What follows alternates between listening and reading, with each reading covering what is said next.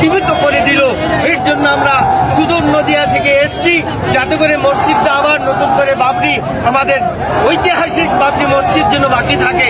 আজকে দলদাস হয়ে যে সমস্ত নেতা নেত্রীগুলা রয়েছে তাদের মুখে আজকে ঝামা ঘষতে এসছি যে মমতা ব্যানার্জি এটাও জেনে নেক যে বাবরি মসজিদের জন্য আজকে হুমায়ুন কবিরকে সাসপেন্ড হতে হলো।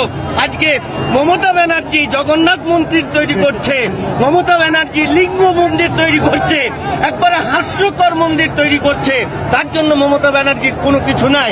আজকে হুমায়ুন কবির, আজকে বাবরি মসজিদ, হুমায়ুন কবির জিন্দাবাদ, তাকে আজকে সাসপেন্ড করা হয়েছে।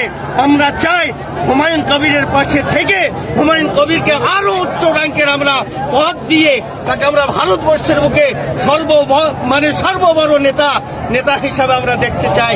আজকে এই বাবরি মসজিদ আল্লাহর ঘর। আল্লাহ কালামুল্লাহর ভাষায় বলেছেন, ওয়ান্নাল মাসাজিদ লিল্লাহি ফালা তাদউ মাআল্লাহি ইলাহান আখার। মসজিদ আল্লাহর জন্যই বানানো হয়, আর সেখানে ইবাদত করাই হয়, সেখানে অন্য কোনো কিছু হয় না। আর এটাও আমি জানিয়ে রাখছি যে ভাই সকল, এই মসজিদ সরকারি টাকা দরকার হয় না, সুদের টাকা লাগে না, হারামের টাকা লাগে না। তাই ওই ববি হাকিমের হারামের টাকা এখানে আসবে না, চৌধুরীর হারামের টাকা এখানে আসবে না, অন্য কোন নেতার হারামের টাকা আসবে না, এখানে রবি চৌধুরীর হারামের টাকা আসবে না, হাসানুজ্জামানের হারামের টাকা এখানে আসবে না। হারামের টাকা দিয়ে মসজিদ বানানো হয় না, সরকারি জায়গায় মসজিদ বানানো হয় না, হয় সেটা মন্দির, রাস্তার উপরে মন্দির তৈরি করে, ঘাসের জায়গা তারা দখল করে, আজকে অর্থ সম্পত্তি তারা সব দখল করে তারা মন্দির বানাচ্ছে, ব্যবসা বানাচ্ছে, সবকিছু করছে।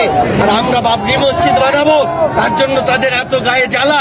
আজকে আলহামদুলিল্লাহ আমরা বাবরি মসজিদের স্থানে এসে ইট দান করে আমরা সবাই আনন্দ উপভোগ করছি।